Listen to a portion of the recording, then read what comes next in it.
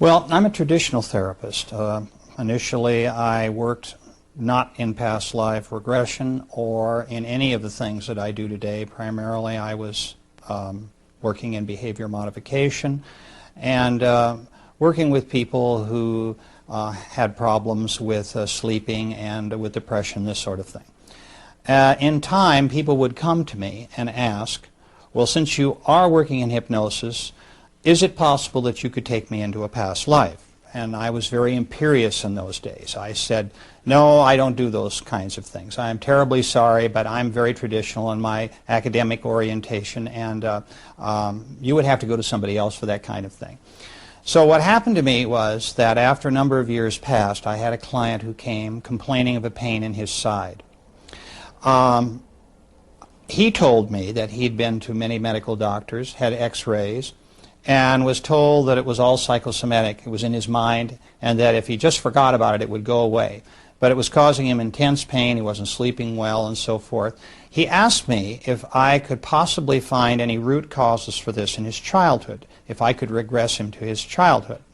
So I did this, and we searched, and I looked through many of the early aspects of his childhood, and I could find him not falling on a sharp object or being involved with knives in any way or anything that would cause this very sharp pain in his side.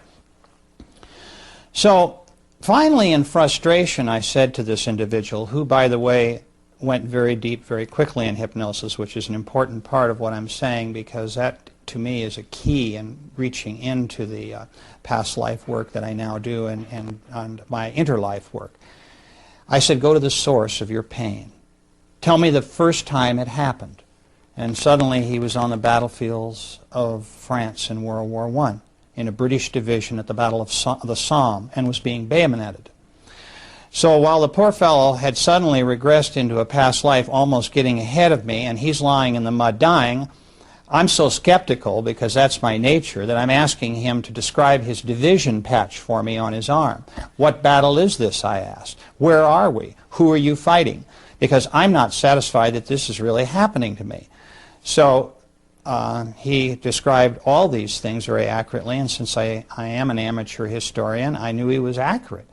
And so I realized that I'd had my first past life case, and I worked in desensitizing him just as I would have done if he'd have been a 6-year-old child who'd speared himself in the kitchen, for instance, while his mother wasn't there.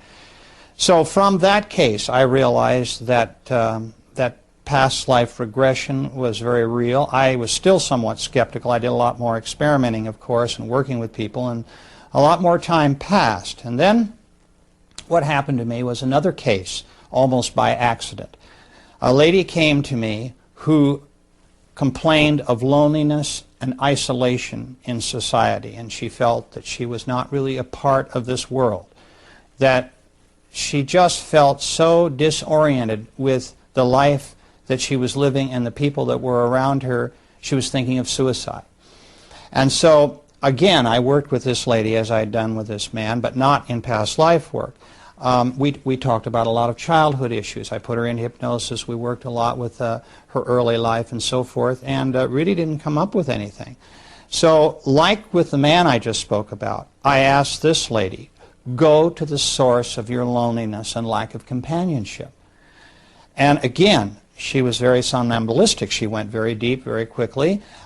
She was a very good hypnosis subject.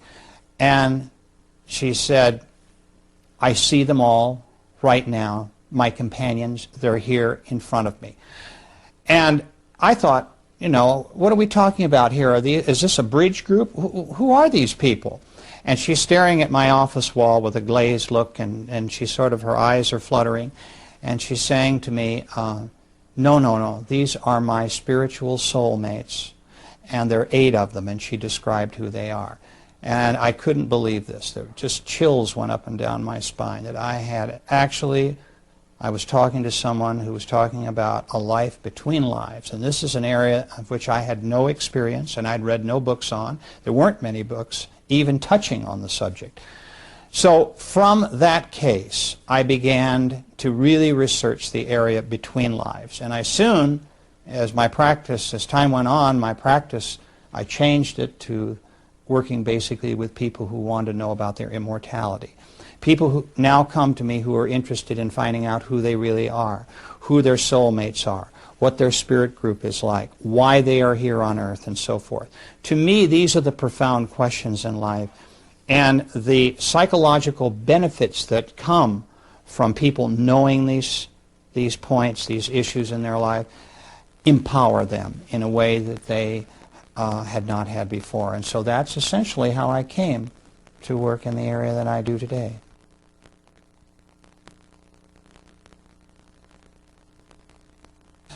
You've got two types of people: those that understand hypnosis and the power of hypnosis and realize that it's for real. The AMA, I might add, has accepted hypnosis as a medical tool since 1958, which is rather late considering how long it's been around.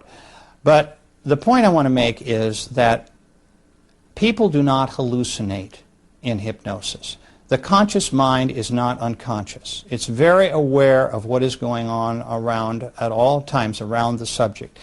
It is not as if you were in bed asleep at night in a deep delta state. You are in what we call an alpha or theta state. So your conscious mind is able to work and help with information that we're deriving from your subconscious. And so hypnosis really, in terms of whether you want to believe in hypnosis or not, depends on your willingness to accept self-reports as data. And essentially, it's not like physics where we have formulas. In terms of scientific proof, one could argue that's not possible.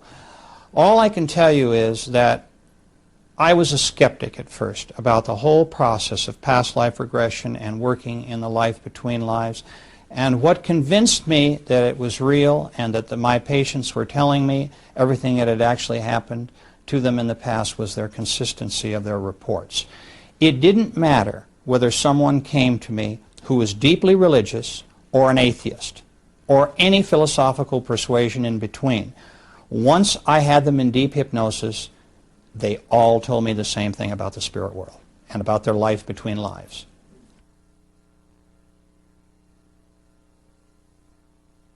At the moment of death, you rise above your body and you look back at it.